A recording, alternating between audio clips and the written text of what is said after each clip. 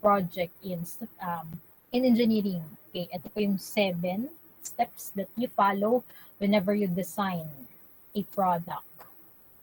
Yan. So, let's start syempre with a clear description. Ito, you have the idea. Meron ka ng idea, parang ito na yung project na gusto mong gawin. But you have to think first of the clear description of your project. To be followed by important factors. You have to identify all the things that to be considered with your project. And then, you have to conduct experiments. Syempre, check mo muna kung talaga ba yung project mo is okay. Yan. So, next is proposing or refining a model. So, in-form mo, you place it or you put it in a model. Nakikita yung cursor. Okay, and then after you have the manipulating the model, confirming the solution, conclusion, and recommendation. So, yung usual process pag gumagawa kayo ng product. So, from this 7, itong naka-box na to, dito papasok yung ating process, which is statistics. So, especially dun sa conduct of the experiment. So, in the conduct of experiment, magkakaroon kayo dyan ng mga data. So, dyan papasok yung process ni statistics, dyan papasok yung pag-a-analyze ng ating mga data. So, dyan nagagamit si statistics in engineering, particularly dyan sa part na yan. Okay, so let's now have data. Sige na. Data, how do you define data? Permission to speak po, ma'am. Medyo nag-choppy po kayo sa amin. Tapos kanina po, mabilis po, tapos para po nag-rarap. Okay, one more na. Medyo putol-putol. Yes po, ma'am. Putol-putol ako. Putol-putol. Yes po. Okay na po. Okay na. Okay. Daldal ako ng verbal. Okay na pala. Ayan, rinig na po ulit. Yes po. Yes po. Okay. Rinig na ulit. Malinaw na. Yes malinaw po. Na. Ayan, malinaw na. Okay.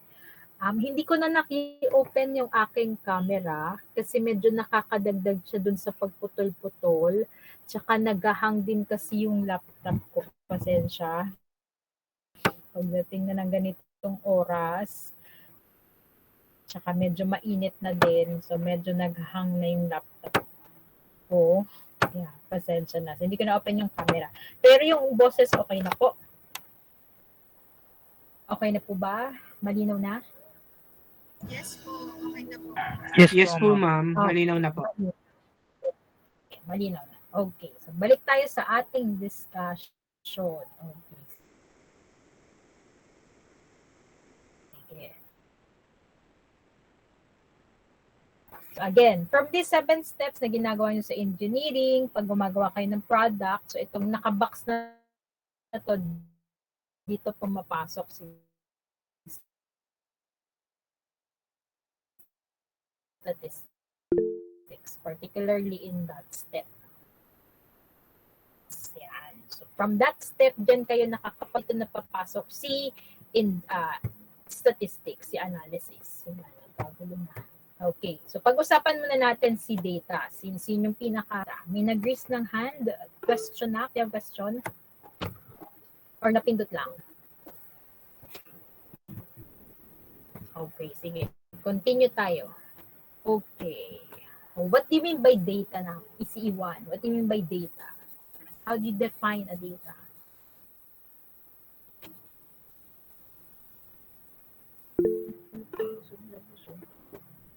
Aricayos. Sige, nag-raise ng hand si Aricayos. Ma'am, I think data is form of informations po. Oh. In a certain field po. Okay, ayun. So, meron tayong term, information. Data is information. That's correct. Okay, may naka-raise pa ng hand. Kalitis. Data is a series of of information and it requires an analysis. Okay, source of information and requires analysis. Okay, next, Katisag. Data is facts and statistics collected together. Facts, statistics collected together. Okay. Next, eval. Eval. Ma'am, rinig po ako, ma'am. Rinig na, rinig. Data is this is a measure, collected and reported and analyzed po ang data. Okay. Collected, report, are analyzed, and reported. Okay, that's also correct. Last one, we have Atienza. Ma'am, data po is yung pinagsama-sama pong facts or information na kunwari makakukuha po sa mga observation na makakatulong po para makakuha ng conclusion. Okay. Yan. So facts or information so that we can arrive in a particular conclusion. So all of them arrive with one description. Data is an information. Okay. So we can find data anywhere. Tumingin ka lang sa kaliwa at sa kanan mo, may makikita ka ng data.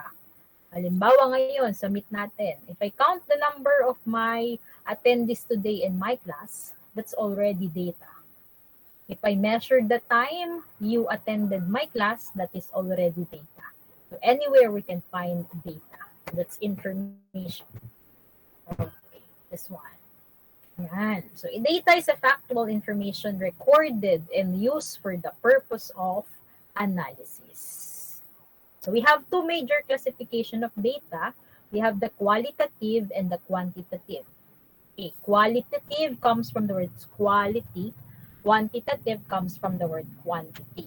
Okay, let's have the difference between the two. I know you're already familiar with this. Dumaan kay PR1, dumaan kay PR2. Qualitative and quantitative. What's the difference between the two?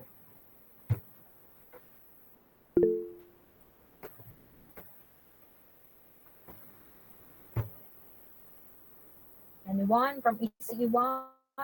Difference. Qualitative, quantitative.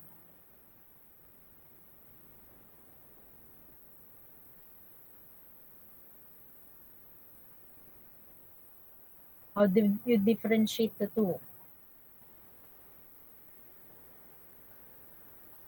How do you differentiate? Dumao.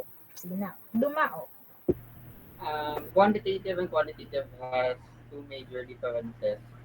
Marami po silang pwedeng maging difference. Pero sa research po namin is, pag quantitative, mostly more on, ang ways to gather data is experiment and surveys. And madami po yung population of the study, mostly 30, more than 30 yung population of the study. Wherein in qualitative, focus on a lower population of study and usually used on mga case study. Okay. Ayun. Sige. Okay. Okay. So the one that you describe is the qualitative research and the quantitative research. Okay, that's also the description is correct for the qualitative minimum. Parang konti yung ating maging respondents kasi we do the what they call this interview. Ayan. And for the quantitative, you have the experimental and then you have the survey. Okay, so that's qualitative and quantitative. In terms of the data, let's say you will be gathering that okay, from that three process, experiment, survey, and interview. So papasok dyan yung data na i-collect natin. How do you classify the data that you are collected? Masilungan. Ma'am, para po sa akin, yung quantitative po ay para po sa numerical data po. Halimbawa po, 12 or 5 cm po. Tapos yung qualitative naman po, para po sa non-numerical data po. Halimbawa po, pangalan po or color po na red, ganun po, ma'am. Okay, yeah. So that's a good description for the two, difference between the two. Quantitative, numerical, qualitative, non-numerical. Okay, that's correct. Manalo, naka-raise ang hand.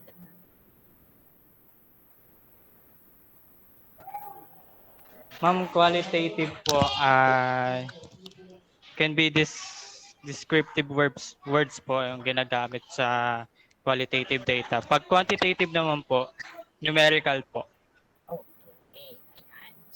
qualitative description. Ayan. So the way we describe a thing, the way to describe a thing that will fall under qualitative. Quantitative naman, we measure the data in terms of numerical. So dyan papasok si quantitative. So ayun. So malinaw yung difference ng dalawa. Qualitative from the word quality, description. Quantitative from the word quantity, that means number. Okay. Qualitative can be classified into two, dichotomic and polynomial.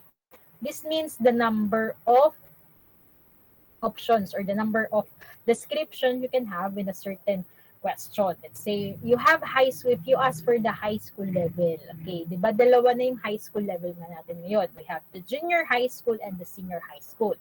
So description can only have two, junior high school and senior high school. So kung dalawa lang option mo, you call it dichotomic qualitative data. You have a lot of option. Let's say you are asked about educational level, elementary, secondary, or college level, or postgraduate. So that fall under polynomial. So dichoto, poly means many. Okay, next. Quantitative. O sige, ito yung medyo familiar kayo. Discrete and continuous. How do you differentiate the two? Discrete, continuous data.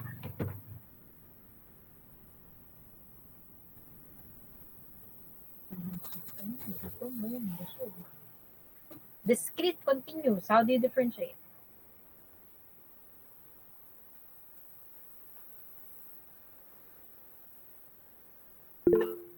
Bonus.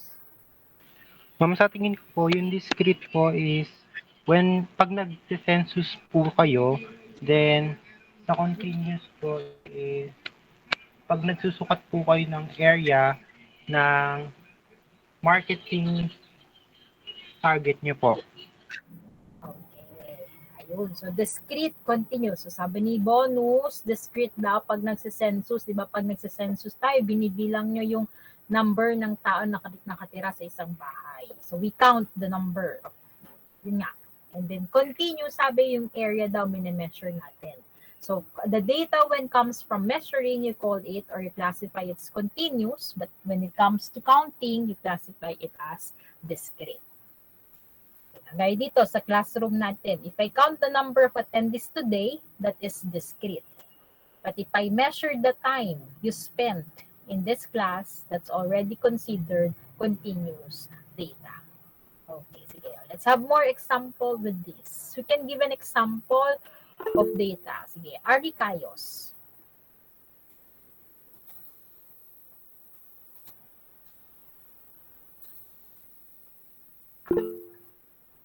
Aricayos, nag-raise ng hand. Ma'am, example po, in this meeting po, number of students in this meeting po, sa discrete. Then, sa continuous po, ma'am, ano po, kunwari is weight of every student in this class po. Okay, ayun. Tama po Number, ba? tama yun na. Okay. Weight of class is, let's say, classify, weight is, weight is, what kind of data? Continuous po. Okay, continuous. Okay, so continuous weight of the students. So that's continuous. We-measure natin si weight. We count the number of attendees today. That's discrete. Okay, that's correct. Dumao. For discrete po, let's say, the number of subjects I have for this semester. Sa continuous naman po is my grades on each subject. Okay, that's correct. Number of subjects you are taking in this semester, the grades. The grades is measurable, so mini-measure natin yung grades, so that's considered continuous data. That's correct. Next, Velasco. Ma'am, halimbawa po sa discrete, yung mga number po ng students dito. Tapos po, yung continuous po, yung each temperature po ng students. Okay, number of students and the temperature of the students. That's correct. Discrete and continuous. Okay, sige, dun tayo sa dichotomic and polynomic. Anyone can give dichotomic and polynomic example? Dichotomic and polynomic. Hernandez. Ma'am, sa dichotomic po yung gender po, if male or female. Then polynomic po, ma'am, yung satisfaction po. Like, kunyari, good, very good, mga ganun, ma'am. Okay. So that's for the polynomic. Okay. Okay. Class, medyo i-ano natin yung gender. Okay. When you are asked about gender, what specific answer will you give? Male and female. Okay. Ano yung pwede maging option under gender? Emphasize lang natin yun. Kasi gagawa, I think I'll be doing questionnaire. So parang medyo mahalaga pag sa questionnaire. Okay. Gender. Sige na. Medyo bigyan lang natin ng emphasis yung sa gender. Which gender will fall? Dichotomic or polynomic? Polynomic po. Polynomic. Why is it polynomic? Because sa ngayon po, it's a spectrum po. Marami pong classifications. Bukod lang po sa male and female. Okay. Ayun. Meron tayong tinatag na LGBTQ+. Tama ba? Okay. Ano yung ginagamit natin pag male or female lang yung isasagot sa questionnaire? Sex. Ayun. Okay. So, yun yung magkaiba. Yun yung medyo yung kaibahan natin. So, if you have the sex, you have the male and the female, so dun tayo kay dichotomy. If you have the gender, you have the polynomial. So, yun lang. Medyo clarify lang natin dun sa part. Okay. Next, another example. Dichotomic polynomic. Masilungan.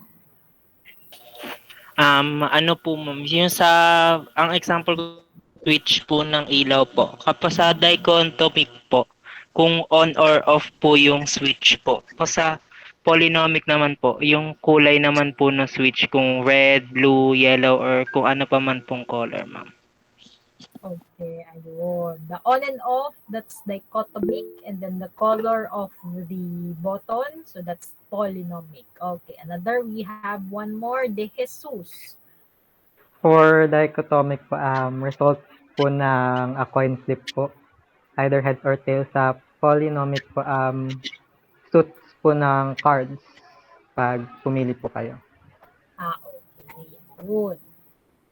Head or tail, toss up a coin is head or tail, dichotomic, then polynomic, the car, brand of car.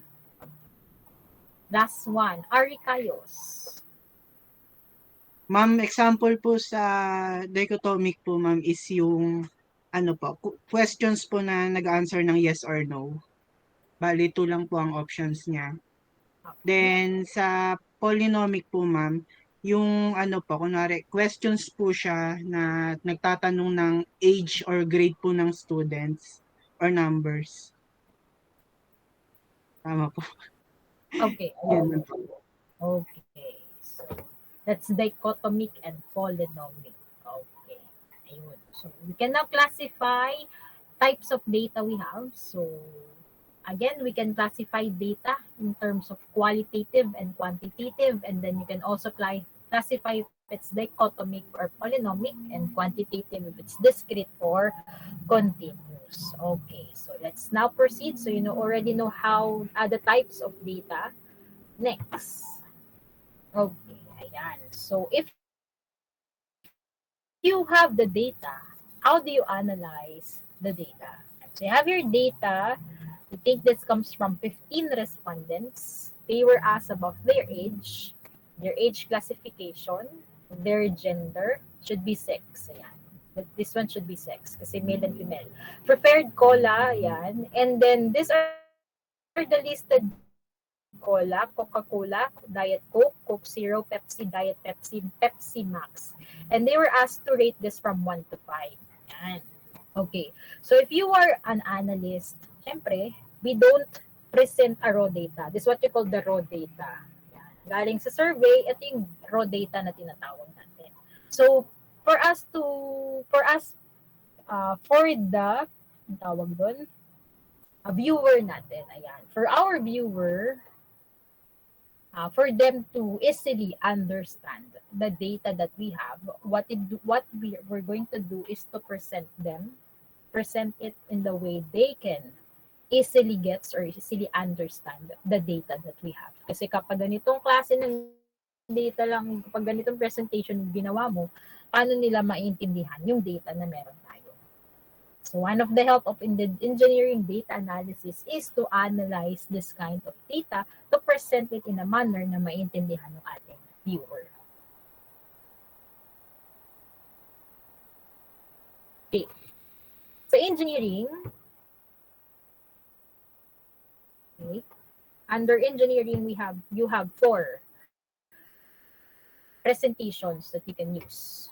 This is dot diagram. Second is the frequency distribution table and histogram, box plot. And then yung pang-apat, magkasama na po itong dalawa. Kagaya ni frequency histogram, itong dalawa magkasama din. Stem and leaf diagram together with time series or time sequence. So, yan yung 4 na option nyo na pwede nyo gamitin in your course. Okay, among these 4, which of them are you already familiar?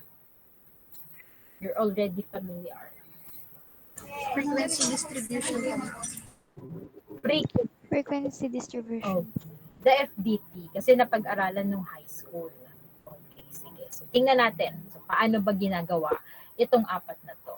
So, let's have first the dot diagram. Yan. Among the 4, the dot diagram is the easiest one to make. From the term itself, dot diagram, dots. Yung dot yung ginagamit natin to represent the data.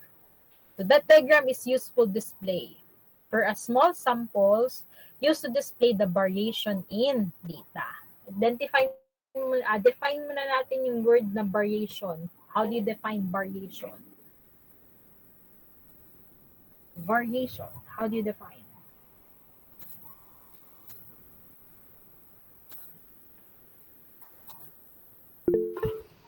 Okay.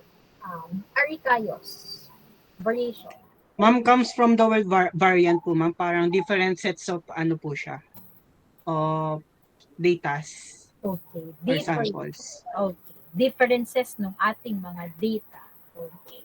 So from our dot diagram, we can easily picture out the differences of our data. Na natin. So I have here the data. My data is about acetone. Okay. My data is about acetone concentration. Okay. How many data do we have? Ilang data meron tayo? 30 po. Okay. 30 po. Okay. So 30 data. Okay. Check natin. So for the data, you have, the first thing you need to do is to identify the lowest and the highest value. What's the lowest muna natin? 81 po. 81. Highest is? 94 po. 98 po. 95. 98 po. Okay. 98. Okay. Lowest natin is 81 and our highest is 98. This one is a 98. Okay. 81 and 98. Okay. So first thing to do is to make the number the horizontal axis. For the horizontal axis, if you look at our number that was used here, this 80.5, 84, 87.5, 91, 94.5, 98. Parang may interval na ginamit yung ating horizontal. Ano yung interval na ginamit? 3.5 po. Okay, 3.5. Kung mapapansin nyo, 80.5 plus 3.5 is 84. Plus 3.5, 87.5 plus 3.5, 91 plus 3.5, 94.5 plus 3.5, 98. So when you make horizontal axis, number in the horizontal axis, it should have an interval. Okay, and then after, so you consider the lowest and the highest. So from the interval that you make, the lowest na ginamit sa interval is 80.5 and then the highest is 98. So nako-cover natin yung lowest natin, which is when you do the interval and then yung ipa-plot yung number, mako-platan tayo lahat ng values ng ating data. And then medyo madali lang siyang gawin. One by one, ipa-plot mo lang siya using dot. Let's say for the first data, you have 81. So ito si 81. Second data is 84. So this is our 84. 88. So as data 94. So ito si 94. So each dot represent the data that you have. So meron na tayong visual presentation. Sige, observe natin yung ating na-form na dot diagram. If we're going to observe our data, ating medyo nakakot agad ng attention nyo? Aning medyo napansin nyo agad? Okay. Andi ko.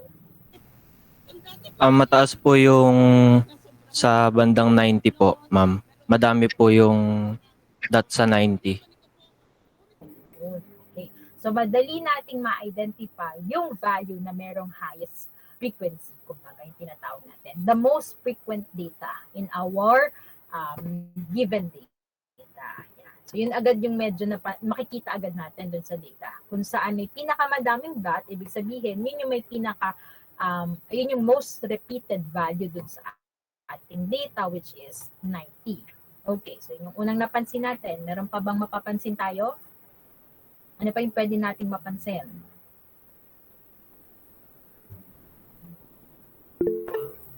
Arikayos. Ma'am, yung yung paghihiwalay po ng bawat numerical number po, ma'am, hindi po siya tuloy-tuloy. Like may agwat po. Para mas Okay, there are. Okay, so may mga agwat dun sa ating value. So parang may mga value na wala tayong nalalagyan ng dot. Okay. May nag-raise pa ng hand kanina. Meron pa po ba? Sige na, ano pa yung napansin nyo? Kung kayo, sige, as a viewer, ano yung mapapansin nyo dun sa dot diagram? Naintindihan ba agad? De Jesus. Ma'am, kita po agad yung trend po ng data. Yan dyan po, heavily concentrated po sa gitna, tapos less concentrated po sa mababa po sa mataas po. Okay, less concentrated dun sa ating sa mataas, dun sa may mababang part natin. Okay, that's correct. Meron pa po. Manalo. Hindi ko po alam kung nasabi na po to, pero mas madali po makita yung data kesa po dun sa hindi po naka-arrange na data po. Mas makikita natin yung ating data. Parang ano-ano yung mga data na nandoon doon sa ating graph. Para kumbaga dito, mas malalaman natin, may 94, parang may 90, may 91 pala na data. Mas madali nating nakikita. Okay. Naka-raise kayo ng hands. Is it hinahon po? Borlongan. Ma'am, yung nakita ko po din yung tulad-tulad po nung yung tatlo pong magkakatulad po. Parang naiisip ko po na same po yung tatlo po ng value din po. Oh, okay. Makikita din natin yung value. Kung mapapansin natin dito sa part na to, merong 3 repeated 685. This is 91 and this is 92. It's na maulit. Okay. Aside from 90, we also have repeated values with this 3. Okay. Ayan. May dagdag pa po ba? Okay. All of the things that you've seen in our, yun nga, nakita dun sa ating graph, that is correct. All of them are correct. Ayan. So that's how you present your data in a manner na makikita agad natin kung ano yung gustong ipakita ng ating data. Okay, so that's the first one, that diagram. Take note of the interval that's is needed for the interval.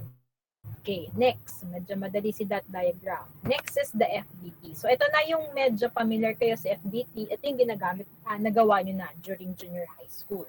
Okay, so FDT is frequency distribution table, and then after, para mas ma-visualize pa natin, we use the histogram. So magkasama sila.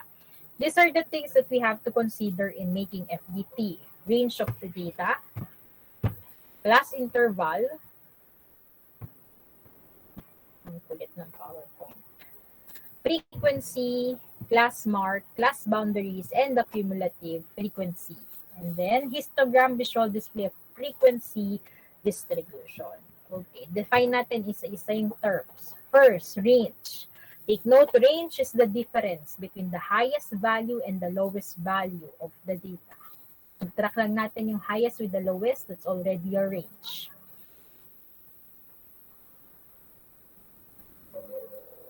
Class limit is the smallest and the largest value that can fall within the class. Okay. So magkakaroon kasi tayo ng groupings of data. Parang yung groupings na yun yung tinatawag nating class limit. So let's say nagka-groupings tayo 80 to 85, 86 to 90. So yun yung tinatawag nating class limits. Frequency naman is the how many times there is a value in that particular group. Let's say 80 to 85. Ilang data yung nag-fall within that group, 80 to 85. So we call it frequency. Parang yung in other term tinatawag natin tally. O ilan yung naka-90. So magtatally tayo. So yun yung tinatawag natin frequency. Okay. Class mark is the midpoint of the class limits. Gitna ng ating class limit. Class boundaries is a more precise expression of the class limit. So the class boundaries will comes from your class limit. Then lastly is the cumulative frequency. There are two types of cumulative frequency, cumulative less than and cumulative greater than. So you just accumulate the number of observation or the frequency either from highest or lowest. So para mas madaling maintindihan, example tayo. Okay. So this is our FDT. Itong table na to, this is what you call the FDT. So ito nga yung mga parts. You start with class limits, followed by frequency, class mark, class boundaries, and the cumulative frequency. Dalawang klase less than, greater than, pero yung mostly na ginagamit is si less than. So si less than na lang yung gamitin natin. Pareho lang naman sila. Okay. So start muna tayo kay class limit. Bago ka makapagsimula ng class limit, you should know your class interval. Kasi doon, kasi nga gagawa tayo ng groupings ng data, so doon nakadepende kung ano yung magiging groupings ng ating data, which is what you call the class interval. Okay. For the class interval, you have the value R over K. R is the range and the K, so later makita nyo ano yung K. Doon na tayo sa range. So sabi nga sa definition, highest value minus lowest value. Paki-check nga kung tama. Highest is 98. Do you agree with 98? Yes po. Okay. Lowest is 8. Nasa si 98 muna bago tayo mag-proceed kay 80. Sa left side po. Left side. Ayun, pinakababa. Okay, Pinakababa. 98. How about 80? Kanina ang lowest natin ay 81. Pinakababa. 80. Where's 80? Nasa halera po ng 93. Nasa kan.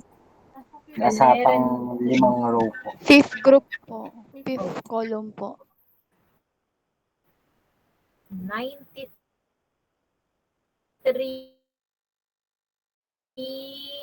Fifth column. So highest is 98 minus 80. So that's 18. So yun yung range ng ating data. 18. Okay. Doon tayo kay class interval. So for the class interval, ang kailangan natin is R tsaka si K. So si R madaling kunin, highest value minus lowest value. Si K naman is the desired number of class limits. Di ba mag-group tayo ng data? Ilang group yung kailangan natin ma-form? That represent your K. Ilang class limit, ilang group yung mag-form mo. Okay, K is what we call Sturge formula. To compute for the number of class limits, you use this formula 1 plus 3.3 logarithm of n. N represent the number of data. Balikan natin yung ating data. How many data do we have? 60 po. 60. Oh, 60. Sige na, paki-ready ang calculator. 1 plus 3.3 times logarithm of 60.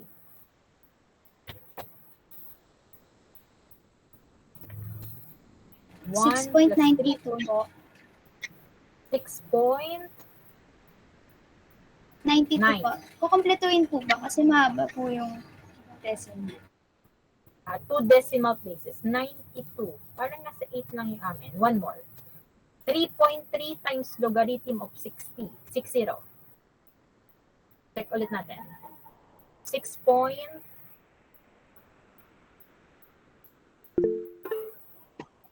5.86. Ba't magkakaiba kayo ng 5.87. 6.92 po. Bakit magkakaiba kayo ng sagot? 5.866. 6.87 po. 6.87 po. 87. Okay. Answer is 6.8679. So that's 87. Tama po ba? Paki-check niyo ulit. 1 plus 3.3 logarithm of 60. Tama po. Okay. 6.80. 679. 7782. Pareho lang. 86. Okay. So that's approximately equivalent to 7. Approximately equal to 7. Ibig sabihin, yung class limits na ililist mo, dapat 7. Or yung groupings na gagawin mo, dapat ay 7. So that's for the K. Again, formula for the K, 1 plus 3.3 logarithm of n. And then, for the I, ito na sa interval, malalaman na natin, you just have to divide your R with your K. Yung R natin kanina is 18 divide by 7. Paki-check, 18 divide by 7. 2. Pareho po ba? 2.57. 2.57. Same po. Okay. 57.14. May note ako dito na round up. Ano po sabi ko ni round up? Wala po akong sakit sa puso at nakaya ko pong takbuhin yung tinatakbo niya sa akin. Tsaka amoy ganda daw ng puso ko. Kaya maraming salamat, Panginoon. Round up. What do you mean round up? Gawin pong whole, ma'am. Okay. Gawin natin whole. So 2.57, that's 3. Okay po. Let's say you have 2.22. Round down to 2. What will be the value? 2 lang po. 2 lang po. Round up. Round. That would be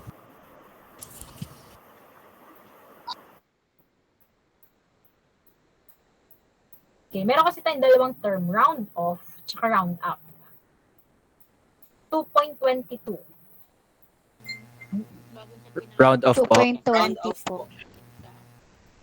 Okay. Round off, kapag sinabi natin round off, we follow the rule of the 5. Kapag 5 pataas, we added 1. Kapag naman 4 pababa, we just retain the number. So, yun yung gagawin nyo kay K. Okay po, round off. Pero kay I, you have to do round up. Ano ba yung round up? Ano yung difference niya kay rounding off?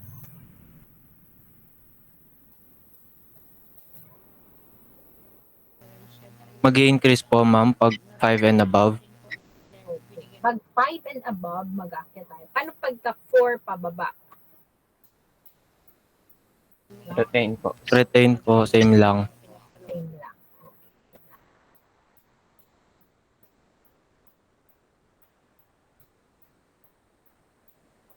Clarify lang natin. What does it mean to round up?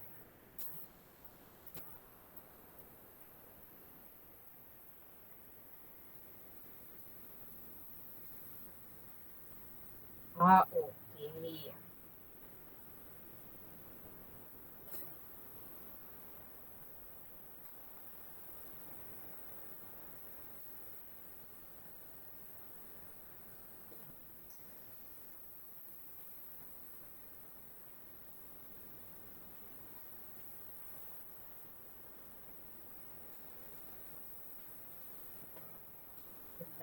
Clarify ko lang si round up.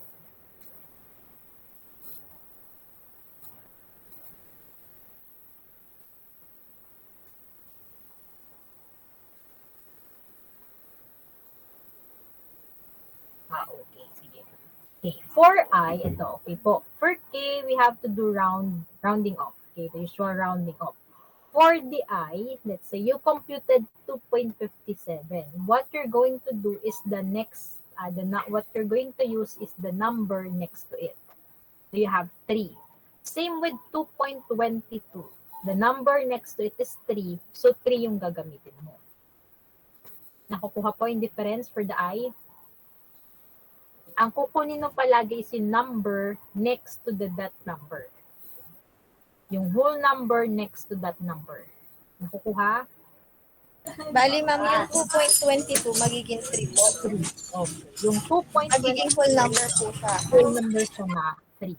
Okay po. So, ang kukunin nyo palagi is yung number next to that decimal. Okay po. Okay. Another. Let's say you have 2. Say, na-compute mo, it's exactly 2. Hindi na po mababago. Hindi na po magbabago. Ito yung rule natin with the interval. So, ganun din. Yung number next to that number. Yun palaging rule natin. 3 pa din po. 3 pa din. Okay po. So, yung gagamitin mo sa I is palaging yung number next to that number. Nakukuha po? Nakukuha? Yes, ma'am. Yes, ma'am. Yes po, yes po. Malilito kay I. Okay. So, yung gagamitin natin is 3. Okay. Tingnan natin. Next. So, meron na tayong interval. So, ibig sabihin, pwede na tayong gumawa ng table. Once you have the interval, pwede ka nang gumawa ng table. So, ang interval na kuha natin is 3. Okay. So, for the class limits, consider mo yung lowest value. Again, lowest value is 80. So, for the first class limit, mag-start ka kay 80. Kung meron kang 3 na interval, ano yung upper class limit mo for the first class limit? Lowest to highest. Ano yung lowest is 80, up to ilan siya? 90. 82 po. 3, interval. 83 po. 83. 3. Sure? 84 pala mo. 84 po. 84 po, ma'am. 82 po. 82, ma'am. Okay. 82. 82. We'll be including 80 in our counting. 80, 81, 82. So, tatlo yung number na included sa kanya. So, that's 80 to 82. Okay. Next interval. Next class limit. 83 to 85 po, ma'am. 83 to 85 po. Okay. 83 to 85. Followed by 86 to 88. 88 po. Okay. Followed by 89 to 89 to 89 to 91. 91. 91 po. 89 to 91 po. 91. Okay. Next. 92 to 92 94. to 94. 92 to 94. Hindi pa natin nasasakop yung highest. Highest natin ay 92. 95 to 98. Okay. 95 to 97. 97 pa lang. Ibig sabihin, kailangan pa ulit natin ng isa. That is? 98 to 100. Okay. 98 to 100. So that will form the class limit. Bilangin lang natin. You have 1, 2, 3, 4, 5, 6, 7. So dapat pareho siya dun sa iyong K na ginamit mo, which is 7. Okay. Class interval is 3. And then the number of your class limit is 7, which is your computed. Okay. So dapat ano yung dalawang yun. Magsuswak yung dalawang yun. Okay. Next, frequency tayo. So for the frequency, we'll just count. Let's say 80 to 82. Ilan yung data mo na 80 to 82? 83 to 85, ilan? Okay. So yung process natin dito is tally. Magtatally tayo. Let's say 81. So pasok siya dito kay first class limit. 82, first class limit ulit. 89 is in the fourth class limit. So hanggang makarating ka kay 84. So isa-isa. Okay, sige. I'll give you 5 minutes. Sige na, pakitry. Ibilangin yung ating frequency per each class limit.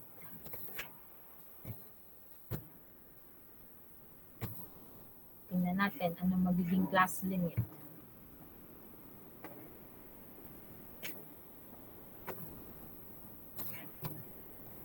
For 32 minutes.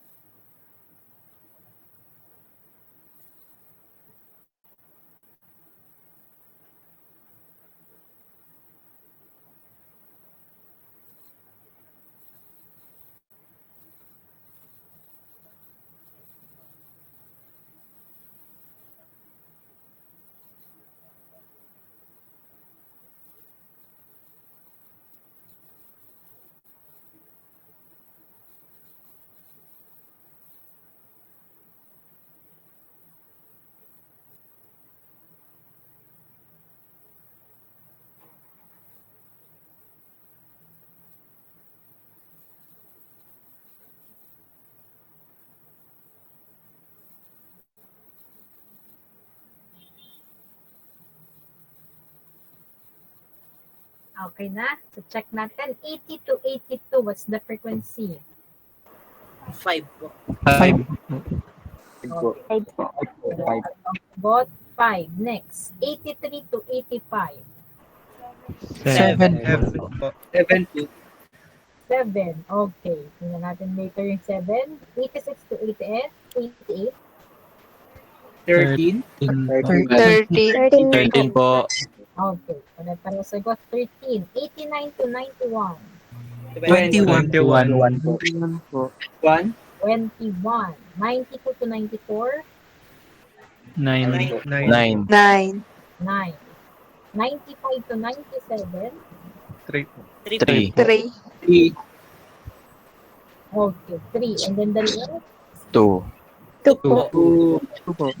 check natin ang inyong mga frequency. Okay. 5, 7, 13, 21, 9, 3, and 2. Okay. The last thing to do for the frequency, the sum of your frequency should be the same with the number of data. Sige. Pakitry nyo i-add. Pareho po ba ng bilang sa ating data? Yes po. Yes po. This is, what's the sum? 60 po. 60. Po. Okay, the sum is 60. Okay. Next, class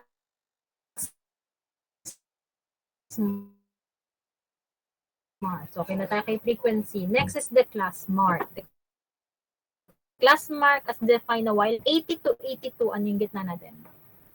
81. 80 to 82, ano yung gitna ng class mark? 81 po.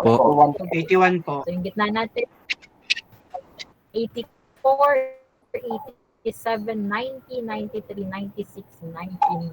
Okay. So, madaling identify yung class limit. Paano, let's say, kung ang class limit natin, 80 to 86, ano yung magiging class limit natin? Let's just say, 8 to 886. 83 po. Ano yung class limit? 83. How'd you get 83 na?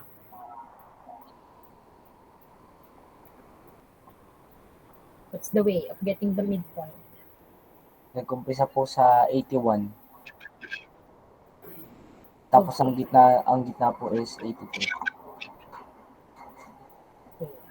Or pwede natin siyang kunin, add natin 80, 86, then divide by 2, you'll got 83. That's the process. You add the lower and the upper, and then you divide that by 2. So, doon natin makuha si midpoint. Okay. And then, if you observe, 81, 84, 87, 90, 93, 96, 99, may naging interval ba tayo? Yes po, 3 Yes po. Okay, 3. So that's the same with the class interval na ginamit natin. So pwede nyo nang hindi gawin yun for the rest of the class limit. Add nyo lang yung class interval na 3, so makukuha nyo na yung succeeding class mark natin. Okay. Last one, class boundaries. For the class boundaries, ang gagawin lang natin dito, add 0.5 with the upper and subtract 0.5 with the lower class limit. 80 minus 0.5, 79.5, 82 plus 0.5, 82.5. So, ganun lang lahat ang gagawin per item. Okay. Last is the cumulative frequency. From the definition, a-accumulate mo lang daw yung iyong frequency. Meron tayong dalawa, sabi ko kanina may dalawa, less than tsaka greater than. So, dun muna tayo sa less than. The less than is how you get the less than. Galing sa frequency, mag-start ka sa taas kapag less than. So, start with 5, accumulate mo lang pababa. Yung sunod na frequency is 7. 5 plus 7, we have 12. 12 plus 13 is 25. 25 plus 21 is 46. 46 plus 9, 55. 55 plus 3 is 58. And 58 plus 2 is 60.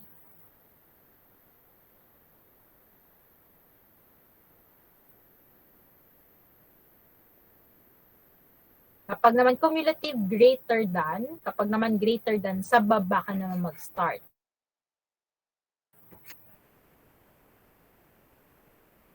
So dito, 2, nag-start ka sa frequency na 2, hanggang makadating ka kay 60. Cumulative greater than, pababa, pataas ka. So this is now our frequency distribution table. Nakuha yung process FDT. Nakuha. Okay. Ayan. So, observe natin yung ating data, especially the frequency. Madali nating ma-identify which group has the highest frequency. Which limit? Salamat po sa inyo. 89 to 91 po. 89 to 91. How about the lowest? Yung 98 to 100. 98 to 100. So, yung ganun din. Halos pareho kay dot diagram. Madali nating ma-identify aling part yung merong mataas na frequency, may mababang frequency. So, ganun din siya. Okay. To visualize that, so napansin nyo yun, alin yung mataas, alin yung mababa. You can use histogram to have a visual representation.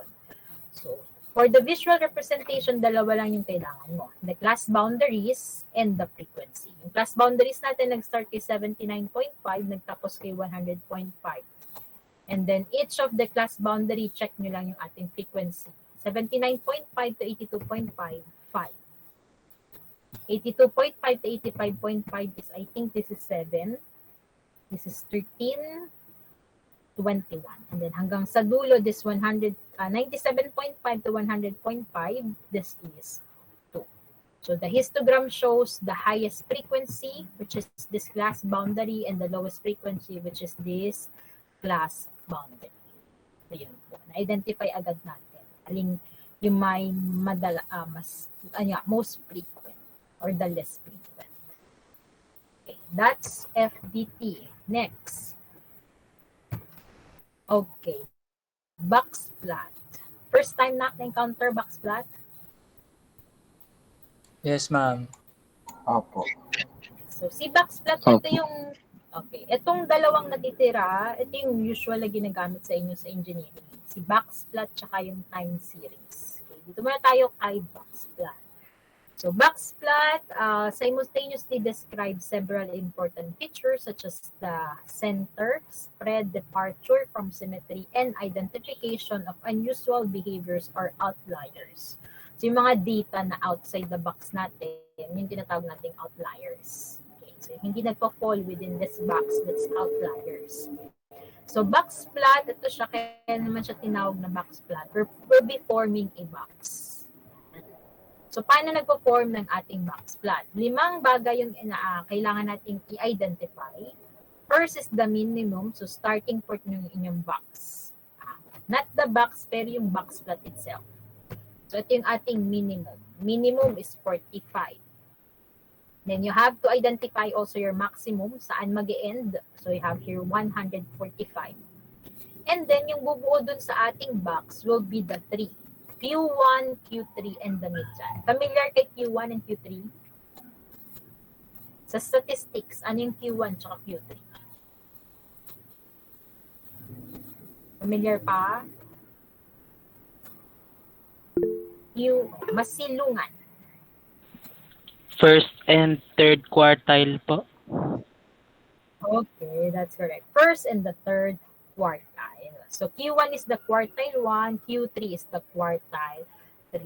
So Q1 of the data is 67, Q3 is 118. So yung mga data na hindi pasok dito sa ating box, yun yung tinatawag nating outlier. Let's say, meron kang data na 136. So, outlier yung tawag mo doon. Outside the box, it's outlier.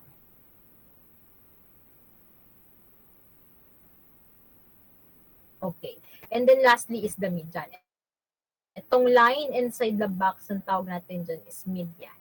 This is minimum, Q1, median, Q3, and the maximum. 5 po yan. Okay, so 5 po yan. Yan yung mga analyze this box plot. Okay. There are 3 black box plot na distribution. Mapapansin, ano nga ulit yung tawag sa gitnang line natin? What do you call with that? Sa gitna? Median po. Median po. It will determine anong distribution ng data mo. Kapag yung median mo is in between Q1 and Q3, therefore, your data is normally distributed. Ibig sabihin, hindi ganun kataas, hindi ganun kababa yung data mo. Normal distributed yung data mo. Normally distributed. Next, positive skewed. Ano naman tawag dito sa, ito, yung starting ng box mo dito sa baba? Anong tawag dito? Yung malapit Q1 sa po. minimum. Anong tawag natin? Q1 po. Q1. Kapag naman si median malapit kay Q1, tawag mo dito positive skewed. Ibig sabihin, yung data na mas marami kang data na mas matataas. Kaya positive skewed. Kapag naman si median mas malapit kay Q3, ibig sabihin negatively skewed, mas madami naman yung data na mas mababa. Okay, this is normally distributed, nasa gitna, almost in the middle yung ating median, normally distributed. Kapag si median malapit kay Q1, the data is positively skewed. Kapag naman si median malapit kay Q3, that's negatively skewed. Okay, so that's box plot. Okay, next. So let's now make our own box plot. Okay, take note of this formula for the Q quartile. Okay. May question po? Okay, continue tayo.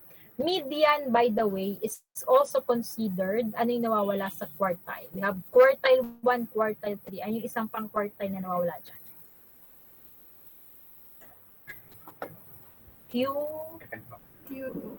Q2. Okay, the quartile 2. Actually, the median is also considered quartile 2 in the data.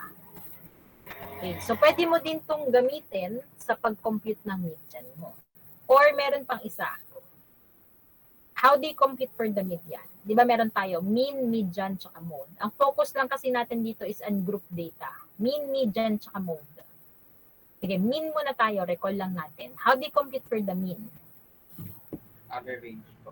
Yung i-add po lahat kayo, i-divide kung ilan Add po all yung sums po then. Okay. Average. Add all the data and then divide by the number of data. So that's mean. How about the mode? Mode. How do you find the mode in the data?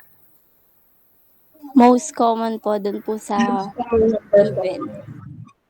Okay. Most common sa ating given. Okay. Or the most frequent dun sa ating given. So that's mode. Okay. How about the median? Ma'am, yung middle value po ng... Okay. Middle value in the data. But before you locate the middle value, ano yung una natin gagawin? Order the data. Okay. So we have to arrange the data or order our data. Either increasing or decrease, either increasing or decreasing. So arrange mo muna yung data from lowest to highest or highest to lowest. And then from that, ma-identify mo na yung data. So pwede yon. Pwedeng arrange mo lang yung data and then yung gitna. Locate mo yung gitna ng data mo that is. Okay, there are case na yung data natin, ang n natin is even or yung n natin is odd. Kapag add, madali lang kuhanin yung ating median. Kasi isa lang yung gitna niya. Paano kapag even yung data natin? I-add po pareho, tapos divide po sa 2. Okay. Dalawa yung magiging median mo doon. Dalawa yung papatakan ng middle value. Para makuha yung median, add the two data, then divide by 2. So, okay. Clear na. For the Q1 and the Q3, this is our formula. Q sub K is equal to K times N plus 1 over 4.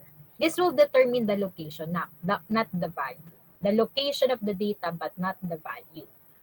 Okay. Let's say you're solving for Q1. So the value of the K that you'll be using will be 1. N stands for the number of items. So let's say you'll be computing for Q1, our data is 60. So 1 times 60 plus 1 divided by 4, that's the position of your Q1. Q3 naman, so you'll be using 3 for K. 3 times 60 plus 1 divided by 4, that determines the position of your Q3. Okay, example. Let's say this data. How many data do we have? 15 po. 15 po. Yes. So there we have add number data. Okay. First thing to do kung ayaw mag-compute ng iyong kwarta, first thing to do is to arrange mo na yung number kasi kukumputin din natin si Q1 to Q3. So you have to arrange yung number from lowest to highest. Okay. Kunin natin ang ating lowest value. What's the lowest value? 81. 81 po. Okay. 81. Maximum is? 96 po. 96. Okay. Median. Naka-arrange yung data natin. Sabi nyo kanina, 15 yung data natin. Ano yung middle data natin? Median. 89 po. 89. 89 po. Pang ilan? Pang 8 po. Pang 8 po. Yung pang 8 na data. So we have 1, 2, 3, 4, 5, 6, 7, and 8. So itong 89 na to, which is the 8th item of the data, that is our median. Okay. Q1, yung formula natin kanina, K times 1 plus N plus 1 all over 4. N natin is 15. So that's 15 plus 1 divided by 4 times 1. That is 4 po. 4. po. 4 po, ma'am. Location natin ng ating Q1 is at the 4th term, 1, 2, 3, 4. So, ang Q1 natin is 86. How about the Q3? 15 plus 1 divided by 4 times 3. 12 po. 12 po. So, this is 8, yung 89, 9, 10, 11, 12. So, ang Q3 natin ay 92. Okay, meron tayong tinatawag na IQR. Balikan natin yung kanina. IQR nakukuha so the difference ng Q3 tsaka ng Q1. 92 minus 86, that is 6. Ibig sabihin yun yung haba ng box natin. Ito siya. Ito yung haba ng box natin, that is the IQR. IQR is interquartile range. Interquartile range.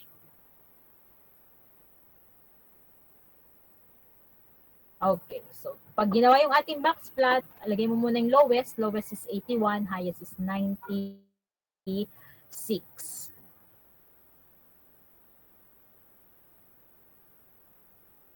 Okay, and then our Q1 is at 86.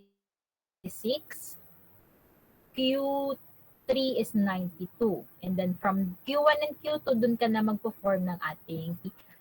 So this is the median.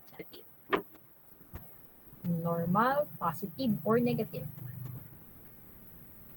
Normal po. Norm. Okay, median natin nasa gitna. Tingnan natin nasa gitna. So that's considered normal. Ibig sabihin yung data natin, hindi ganun kataas, hindi rin ganun kababa. Okay. Among this data, which are considered outliers?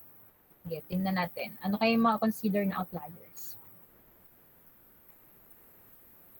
Outside our box. Ano yung mga data na yon? Yung less than 86 po and greater than 92 po. Okay, one more paulit na. Sorry. Yung mga numbers or values na less than 86 and greater than 92. Okay. Less than 86 and greater than 90, that's considered outlier. Alright. Okay, sige. Isa pa. Okay. Ay, pinakita na pala. Okay. Dagdagan natin, balik natin yung acetone concentration kanina. How many data do we have?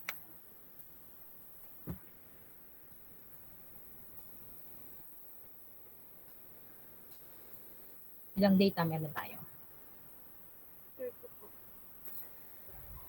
30 po. 30. Okay, 30. Minimum is 81. Yung minimum natin. Maximum is 98. And then median, 30. Ang median location natin is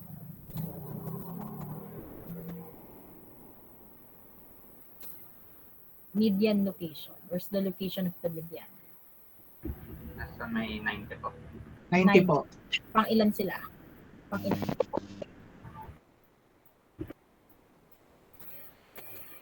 $15, $16. Tama po. 16 po. Okay. 15, 16. So 15, 16 is both 90. So wala kang problema. Therefore, your median is 90. Okay. Q1. Pang ilan si Q1? Formula natin is 30 plus 1 divided by 4 times 1. 30 plus 1 divided by 4 times 1. That's where's the location of Q1?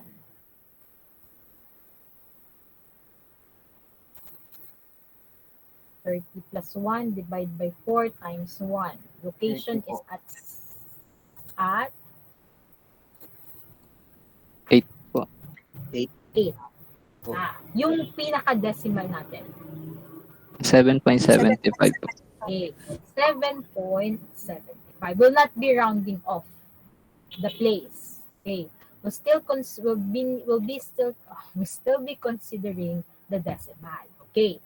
7.75, ibig sabihin that will be in between 7 and 8. Check natin yung data natin 7 and 8. What is 7 and 8? 1, 2, 3, 4, 5, 6, 7, and 8. Okay. Wala tayo ulit problema kasi yung 7 and 8 natin are both 86. Wala tayong problema. Ibig sabihin, yung quartile 1 mo is also 86. Check natin yung Q3. Okay, paki-compute Q3. 30 plus 1 divided by 4 times 3. 23.25 po. 23.25. Consider natin yung decimal. 23.25. Ibig sabihin, in between 23 and 24. Check natin. 23 and 24. So this is 15, 16, 17, 18, 19, 20, 21, 22, 23, 24. So that's 23 is 92. 24 is 93. Okay. Will not be add, and iba siya dun sa process ng median na ina-add and subtract natin. So iba po siya, si 92 tsaka si 90 na i-divide by 2 lang natin. So this is the way how we'll compute the quartile in terms na may decimal tayo. Okay. Kunin natin yung ating 23rd term. What is the 23rd term? 92.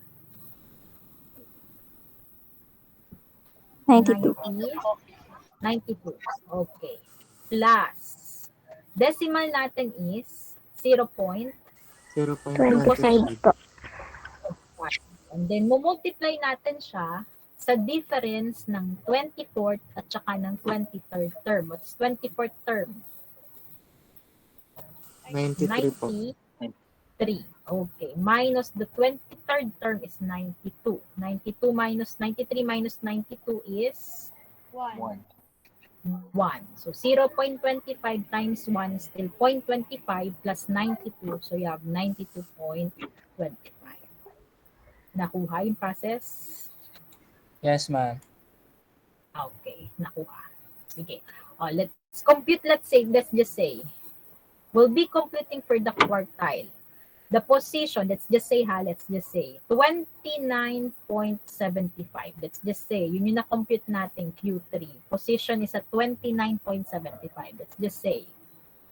Where is 29 and 30?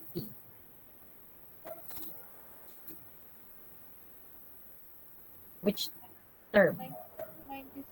96 and 98 po. Okay, 96 and 98. Okay, 29 term is 96. Plus, decimal ng position natin is 0.75. Times, difference ng 30 at saka 29, so that's 98 minus 96. What will be our Q3? 96, 98. 29.75 yung position. 97.5 po. Okay, 97.5. So the correct answer is 97.5. So ganun po yung pag-compute ng ating quartile. Nakuha yung process. Plus 96. Okay. So ganun po yung ating pagkuha. Okay, and then what will be the IQR now? Q3 is 92.25, Q1 is 86. So it will be your IQR. IQR is 5. 6.25. 6.25. 6.25.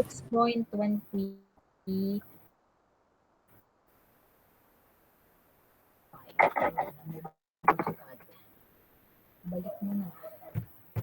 Okay, 6.25. Hindi na napakita sa slide. Okay. So this is our box plot. Again, this minimum Q1,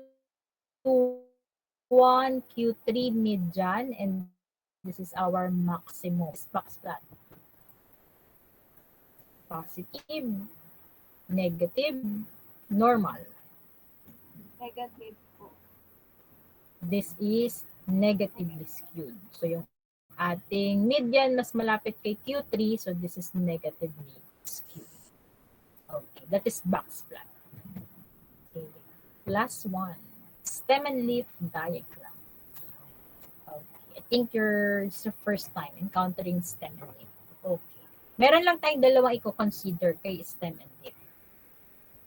Yun nga, which is the stem and the leaf. For the data that we have, we'll have to identify which will be our stem and which will be our leaf. Okay.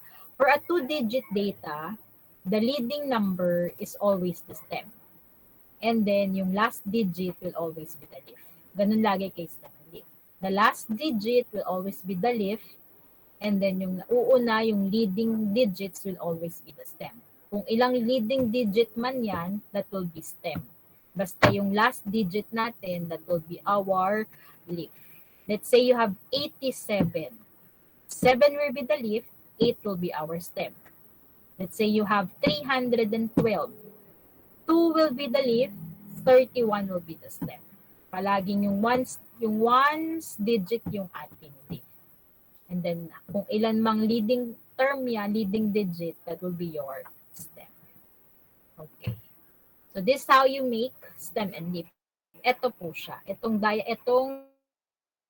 table na to, this is the stem and leaf diagram. So tatlo lang yung parts niya. We have stem, leaf, and then frequency. Okay, balikan natin itong data. This is a compressive strength of 80 aluminum lithium alloy specimens. Check natin yung lowest. What is the lowest? Lowest is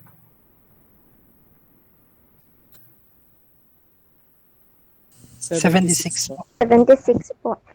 okay, 76. 76 is located at pang ilang column? Third po. Third column.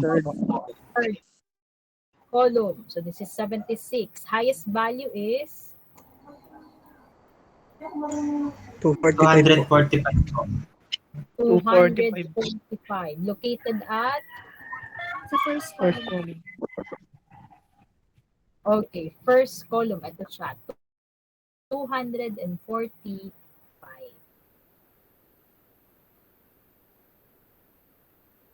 So, stem ng ating lowest 76, stem niya ay 7. That's why yung stem mo nag-start kay 7. 245, yung stem mo ay 24, so mag-e-end ka kay 24. Po. And then, yung leaf natin, yun yung mga remaining digits. 76, ang kanyang leaf. 105, so ang stem niya ay 10. 101 ka dyan na data. Nasaan siya? 10, 1. 10, 1. Where is 10, 1? Third column po. Third column. Ang linaw ng mata niya. Ayun. After 76, 10, 1. So, ganun po siya. Let's say you have 163. So, the 616 and this is 3. Hanggang makating ka sa pinakadulo, 149. So, 14. And then yung dulo niya ay 9. So, isa-isa yung pag-release natin. And then yung frequency, this will determine by the leaf. Kung ilang number yung nandun sa leaf mo, that is the frequency. Ito ay isa lang. So, yung frequency natin ay 1.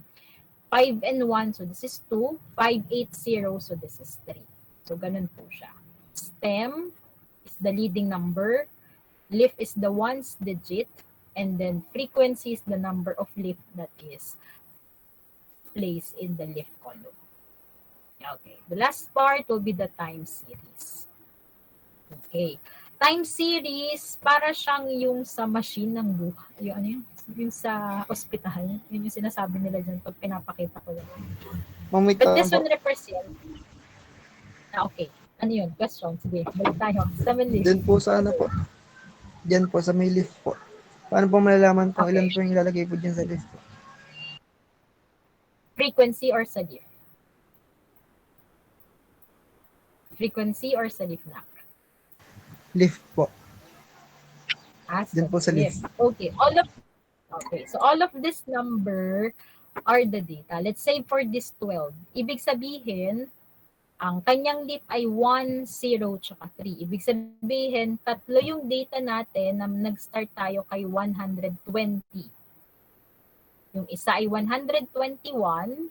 Nasaan siya? Ito, 121. Yung isang na data is 120. Nasaan si 120? Nasaan na siya? 120. Pakihanap po si 120. Sa baba po ng 121. Mababa ni 121. Ayun. Okay, nakatabi lang pala. Okay, 120. And then 123. 123. Last column po. Last column. Last column po. Okay, 120. Okay, ito siya. So, yun yun na. Yun yung magdedetermine kung ilan yung leaf na ilalagay mo. Kung ilan yung data na merong stem na 12. Gets po. Clear na po itong part ng leaf.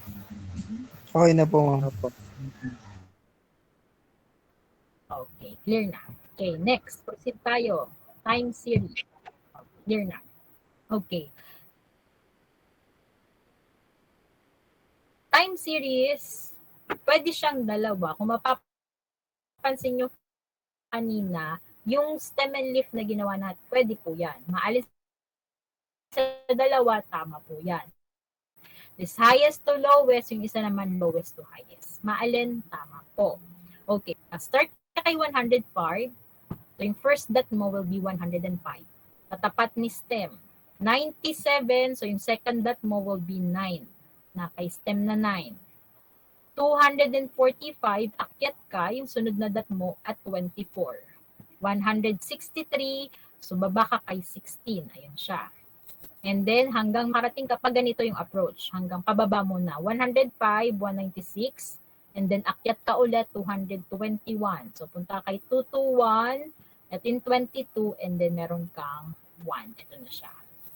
Ganun yung manner ng pag-graph natin. That will determine kung ano yung parang yung pagtaas saka yung pagbaba ng iyong data.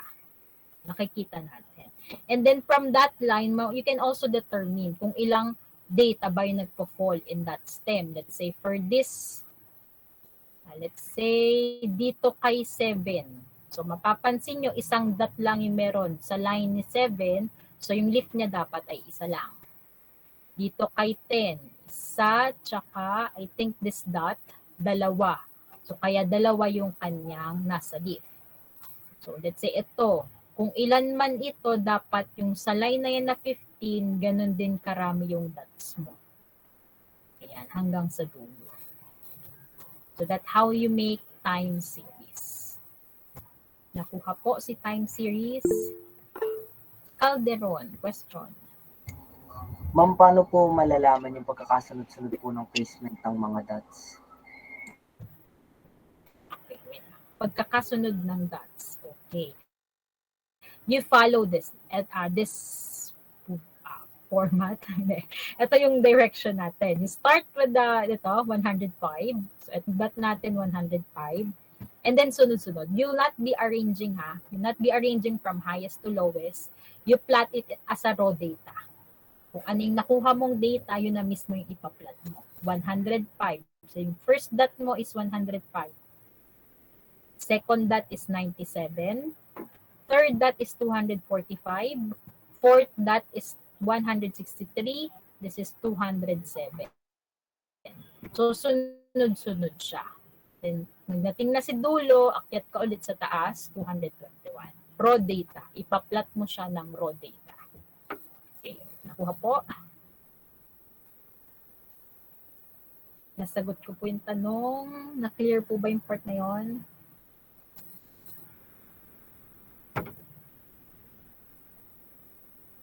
Clear po ba? Yes po, ma'am. Okay. Clear yung part na yon. Okay. Sige. So those are the 4 representation of data that you can use. Have that diagram, frequency distribution table, box plot, and the time series together with the stem and leaf. Among the 4, alin yung pinakamadali? Or parang sa tingin nyo mas naiintindihan nyo yung data pag ginamit nyo siya? Alin yung mas madaling tingnan or mas madaling basahin? Dot diagram po, ma'am. Dot diagram. Sige, doon sa pinakamadaling gawin, dot diagram. Pero pinakamadaling basahin, dot diagram pa din. Yung frequency distribution table. Okay. Dot diagram and the FDT. Okay, sige. So, yung dalawa nyo, doon mas nadadalian. Pero sa inyo sa engineering, mas ginagamit nyo si box plot tsaka itong si time series. So, please take note of these 2. Ito yung mas ginagamit nyo. Lalo sa inyong mga research, may mga nag-present sa akin ng research, so yun yung ginamit nila. Box plot and the time series. Okay. Question or clarification for the discussion? Meron po ba? Clarification. Hinahon. Ma'am, sa stem and leaf po. Okay. Paano po stem pag leaf. 4 digits po yung data po? 4 digits. Or may limit lang po ba up to 3 digits? Pwede yun, 4 digits. So yung magiging 4 ay yung magiging last number mo dito, yung 3 digits. Halimbawa, 1,125. So 112 yung stem mo, and then yung leaf mo will be 5. Ayun, sa good thing na tanong mo yon. Okay. Yun, ganun pa din po siya. Pwede. Kasi hindi naman natin yun maiwasan pagdating sa data. May mga data na biglang taas, may data na biglang baba. So pwede po yun. Paano po ulit, ma'am? Wait lang. Okay. Let's say 1,125. So 112 yung stem mo, yung leaf mo will be 5. Ganun palagi. Yung ones digit yun yung magpo-fall sa leaf, yung stem mo, yung tatlong naunang number. Okay po, ma'am. Gets ka na po. Thank you po. May tanong pa po, may nag-raise ng hand kanina. Masilungan. Ma'am, di ba nga po applicable, minsan po natalon nga po yung values po. Paano po pag sa stem and leaf po, pag yung lowest value po ay 2 digits lang po, pero ang highest value po ay 4 digits po. Pwede po ba mag-skip po ng stem po? Ayun lang. For the stem, kasi dapat kung mapapansin nyo dito, 7, 8, tuloy-tuloy yung number natin. Yun. So kung siguro meron na lang kayong, siguro konting space. Kasi kunyari, from 24, tas bigla tayo, from 100, tas let's say yung last natin is nasa 200, tas biglang nag-1,000. Siguro just write a space, and then saka mo idagdag yung tumalon na digit na yun. Ganun siya. Sige po. Thank you po. Okay. May isa pang akong tanong na inaantay. Abales. Ma'am, paano po kunyari po sa data? Kunyari po may dalawang 76. Paano po yun isusulat po, ma'am? Dalawa din po ba? 73. Dalawang 73. Okay. Pag ganon, dalawang 3 yung ilalagay mo sa frequency. Yun po ba yung tanong? Opo, ma'am. Thank you po. Ayun. Same kagaya dito kung mapapansin nyo may repetition ng number. This is 3535. Ibig sabihin 133, 135, 133, 135 siya. So isusulat nyo ulit yung number. Okay. May question pa po? May isa pa akong inaantay na tanong.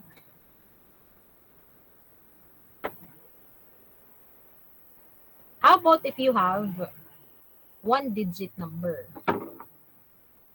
Hindi rin natin yung maiiwasan. Bawa 8.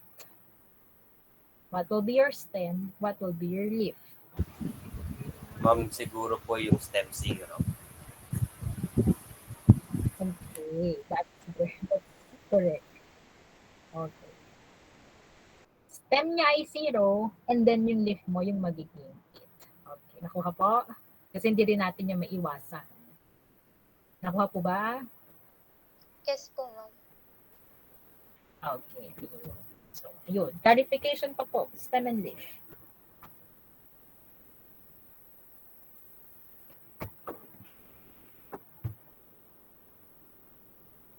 Clarification pa po.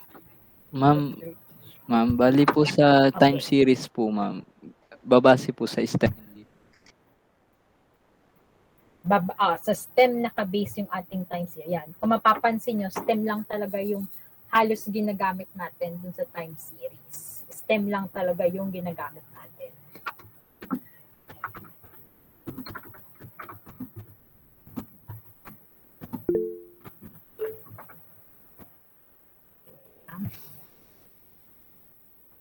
Okay, may nag-raise na, ayan, balikan natin si time series. Stem and leaf. Ayan. Kung mapapansin nyo, yung nagiging ano lang natin for the time series, yung stem nga lang. Kasi 10, 9, it doesn't matter kung ano yung leaf mo. Kasi kung let's say ito, at let's say dito kay 22, kay 22189, so pareho lang yan. Isang line lang din yan nagpo-fall. 22 pareho yung line yan. Halimbawa dito kay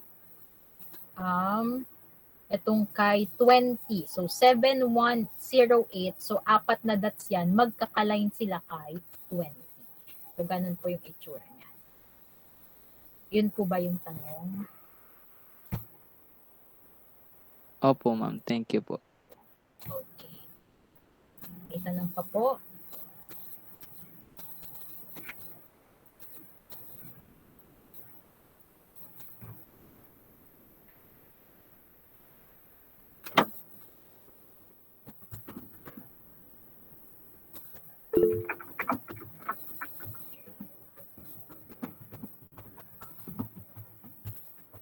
Okay. Clarification pa po, wala na po ba? Nag-raise ng hand, masilungan. Ma'am, yung sa leaf po ba, Okay. ano po, di ba po, base po sa raw data po yung pagkakasunod-sunod, pwede ko po ba siyang i-arrange po ng lowest to highest po? Or dapat po, base po talaga sa raw data? Sa raw data. Kasi kung i-arrange mo siya into from highest to lowest, yung value mong gaganito direkto lang siya. Yung time series mo, didiretso lang talaga siya na. Pero pag sa stem and leaf lang po, wala pong time series po. Okay. Sa stem and leaf, okay lang naman kung i-arrange para madaling makita. Yun ba yun? Apa. Okay lang yun. Arrange mo siya into lowest to highest para madaling ma-identify. So, okay lang po yun. Pero in time series, raw data yung gagamitin mo. Sige po. Thank you po. Okay. Clarification pa po, ECE.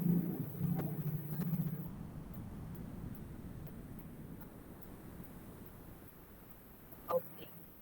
Ang wala ng tanong. May time pa tayo. I'll show you how to make this graph in Excel. Mabilis lang to. Okay. Meron po bang gumagamit ng laptop ngayong Meet? Meron po ba? Stop percent. Meron po ba? Okay. Merong isa nag-raise ng hand. Si Masilungan. Sige. Yung mga, ayun, madami nagtaas. Okay. Sige. Yung mga gumagamit ng laptop, sige na, pa-open ng inyong Excel sa laptop. I'll share you how to make this graph, this presentation in Excel. Kasi nasa Excel lahat yan.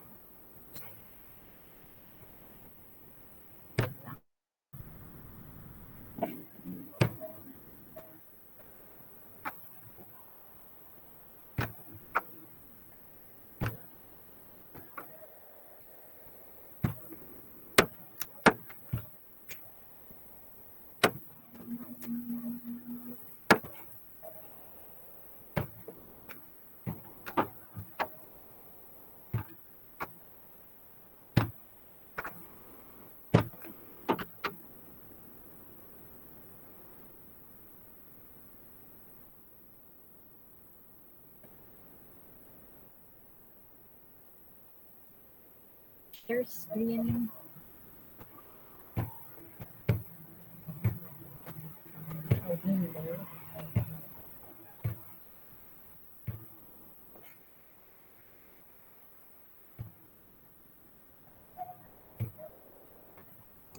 Ma'am.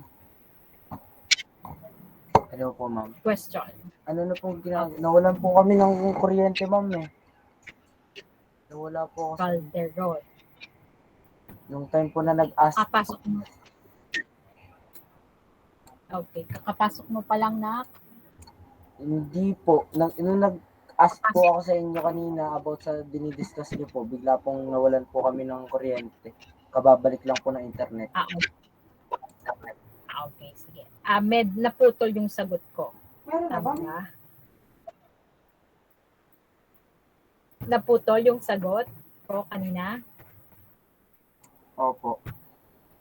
Okay, sige. Balikan natin yung question mo. Ano yung question mo na part sa ating discussion? Nakalimutan ko na rin. Nakakainis po kasi nawala ng internet. Yan din ang medyo problema natin pag online, pag nawalan. Kasi nakakonect sa kuryente yung ating mga wifi. So pag namatay, patay din ang ating wifi. Sige, habang dinidiscuss sa Excel, baka maalala mo pa ulit. Sige, pag naalala mo, you just raise your hand and then I'll answer your question. Opo. Salamat po. Okay, sige.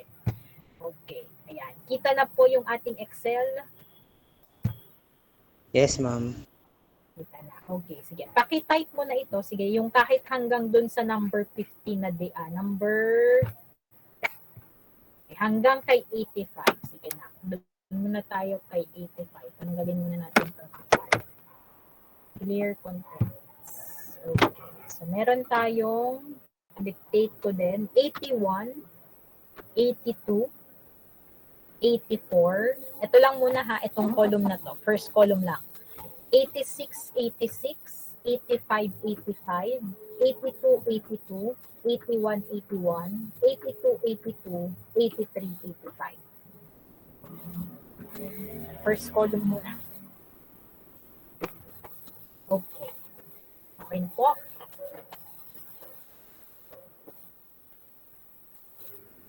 '81, '82, 84, 86, 86, 85, 85, 82, 82, 81, 81, 82, 82, 83, 85. E.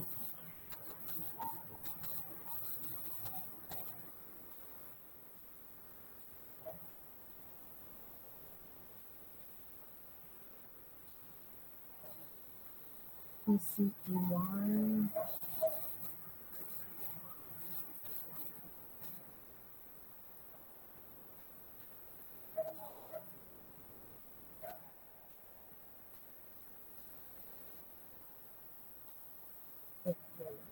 Okay. Paki-check yung formula na isi-send ko sa GC.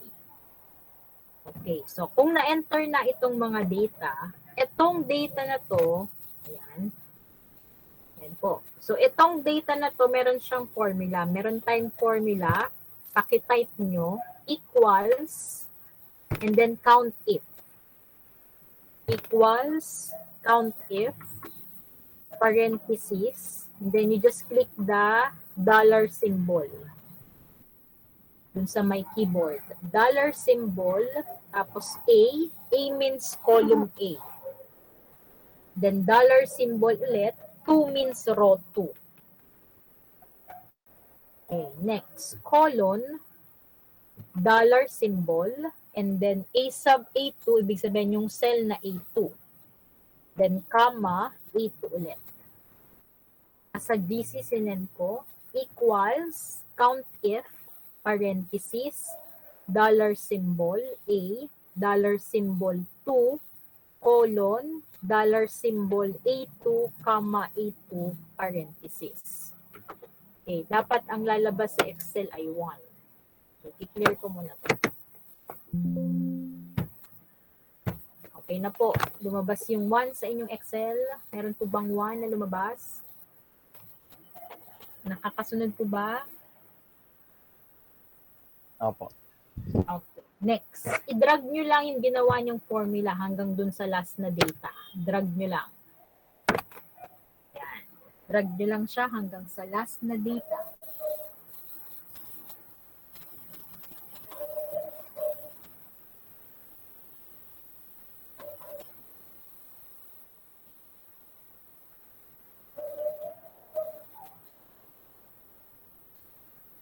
Nasundan po ba?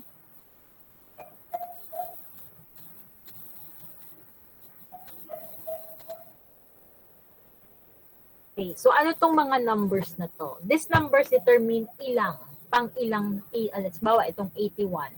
This is the first 81. Sa pangalawang 81 may 2. Ibig sabihin that's the second 81. Sa pangatlong 81 there's a 3. So it's pangatlong 81 yun. Ganun po siya. Itong 82, this is the first 82. 82, second 82. 82, third 82. 82, fourth 82, and then 5, the fifth 82. So, binibilang natin kung ilang 81, ilang 82, 83, 84, and so on na data. Nasusundan? Nasusundan po. Nasundan po ba? Nag-raise ng hand? Opo. Okay, nasundan. Okay, next. Next, andito lahat, dun sa may insert sa Excel, andito lahat ng itong part na to, chart or data presentation na makikita natin.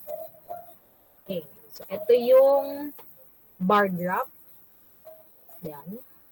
Column or row na chart, andyan, bar chart, nandyan po siya. This is the line graph. Ito yung pie. This is hierarchy chart, hindi masyadong ginagamit. This is the histogram. Ito yung scatter plot if you're familiar. Waterfall funnel stack radar chart. Combo chart. Okay, so nandyan sila lahat. Ang dami niyan. Okay, so dun muna tayo sa dot diagram. Okay, so for the dot diagram, ito yung kailangan natin. Tsaka itong pangalawang ginawa natin. So So, highlight nyo lang siya, yung dalawang column na ginawa natin. Highlight nyo lang yung first hanggang sa last data. Then, punta kayo dito kay recommended charts.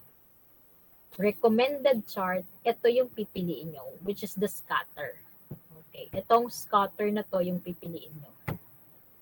Okay, so that forms the dot diagram.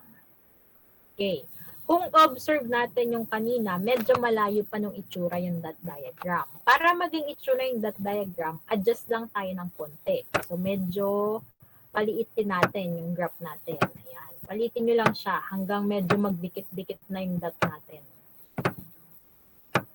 Ayan. Medyo dikit-dikit na yung dot diagram natin. So, medyo nagmumukhang dot diagram. Doon sa may plus sign, tanggalin natin yung grid lines para mukha ng dot diagram. Ayan. So, that's the dot diagram. And then, kung mapapansin nyo, dun sa ating original, wala itong ating axis na to, tong vertical. Horizontal lang yung meron tayo. So, pwede nyo tanggalin yan. Si axis, and then click nyo lang si primary. Dapat yun lang yung may check. So, tanggalin nyo si primary vertical. Yan. So, yan na. Mukha na siyang dot diagram. So, that's how you make that diagram in our data or in our Excel. Nasundan po ba?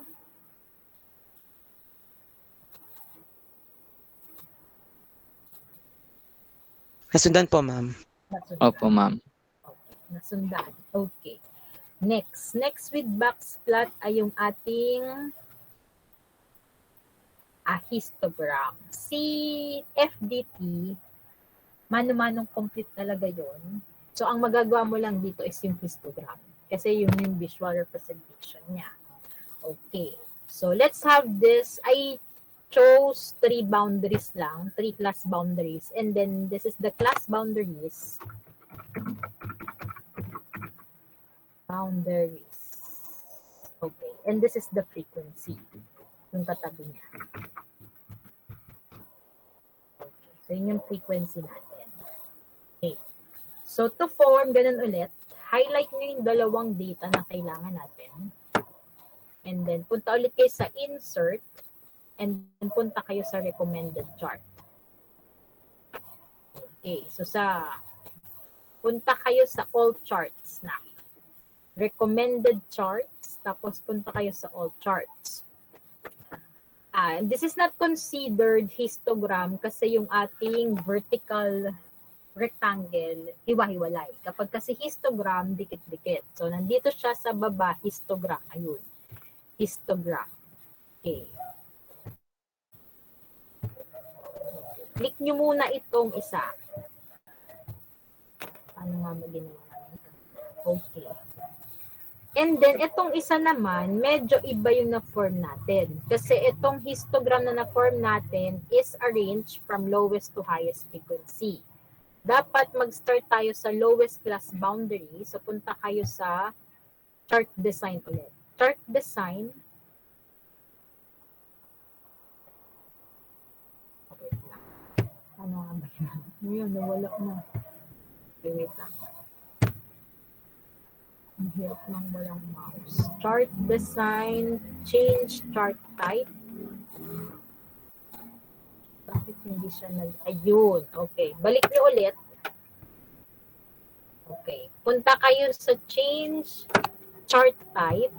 Tapos, ito yung lalabas. I-click nyo lang ulit yung histogram. Okay. Para ma-arrange yung ating data from lowest to the original given. Lowest boundary, 79.5, 82.5, then 82.5 to 85.5, and then 85.5 to 88.5.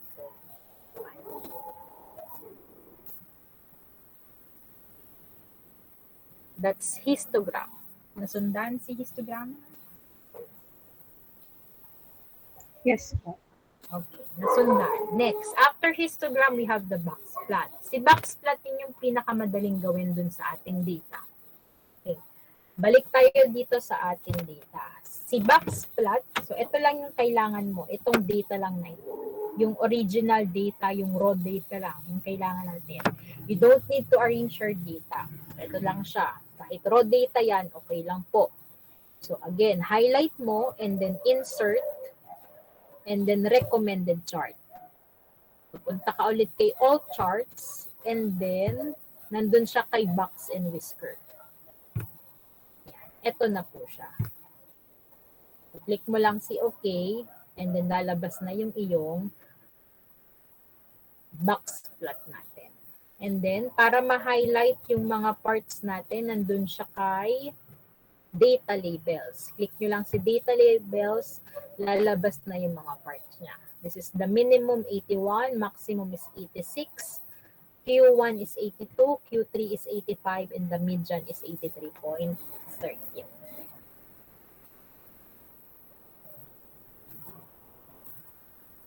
Po, try natin dito sa isa. Okay, ito yung ating raw data. Ulit, click, highlight lang ulit natin. Ayan.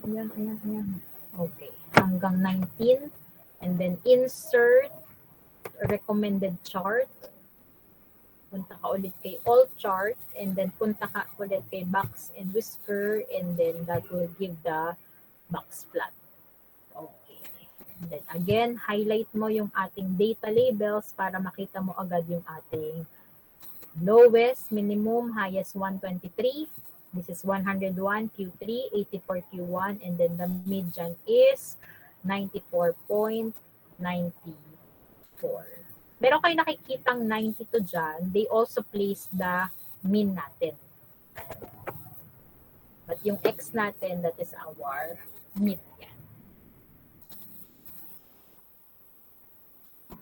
Okay, last one. Time series. So, time series, para siyang line graph. Pero sabi ko nga, raw data yung gagamitin. You will not arrange your data from lowest to highest. So, yung raw data lang yung gagamitin mo. And then, insert ulit. Punta kayo kay recommended. Then, lalabas na yan sa kanyang option. Ito siya. Ayan. Itong line na may dots. Ito po siya. Okay, so that is our time series. Okay. Para medyo emphasis yung ating stem, pwedeng, kasi ito siya yung stem natin dito, pwede nyo siyang gawin na lang, since ang lowest natin nasa 8, tapos nasa 120, so 80 to 120, pwede nyo na lang yung gawin yung range dito ng number, 80 to 120. Para makita natin yung yun nga, yung ating stem lang, 80 to 120. You will not write it as 8, but 80 to 120. Okay. So that's how you make the 4 presentation in our Excel. Nasundan po ba?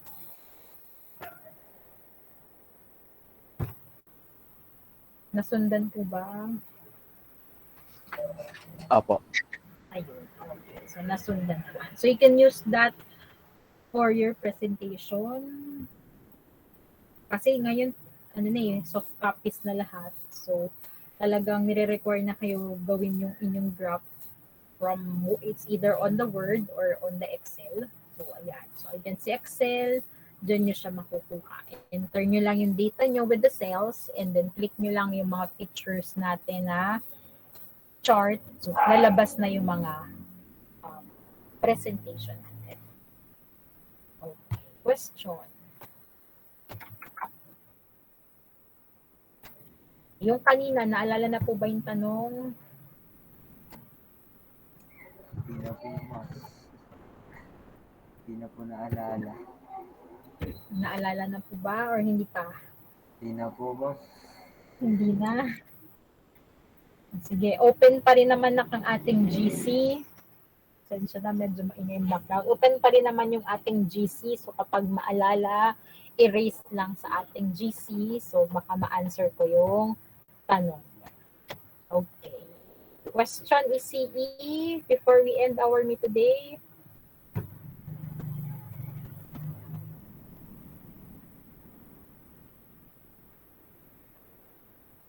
question, clarification, concern? Ma'am, i-post niyo po ba yung PowerPoint niyo po? Okay. Ayun. PowerPoint, I'll be uploading this later in our G class. Sa G class ko siya i-upload together with the assignment. Together with the assignment, I'll be uploading this. So, may tanong pa po? May concern pa?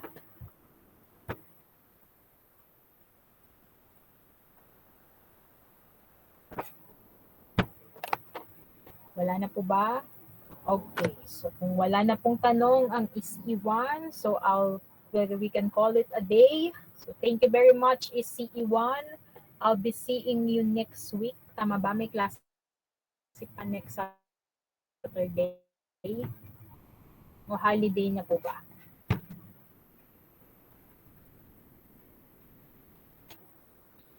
Sige, kindly check if you still have meet on Saturday or kung holiday na po siya. So kung hindi pa holiday, magmi-meet pa tayo next Saturday. Yan. So I'll be meeting you next week. Thank you, SE1. Thank you, ma'am. Thank you po. Thank you po. Maraming salamat po. Thank you po. Thank you po, ma'am. Salamat po, ma'am. Thank you po, ma'am. Thank you, ma'am.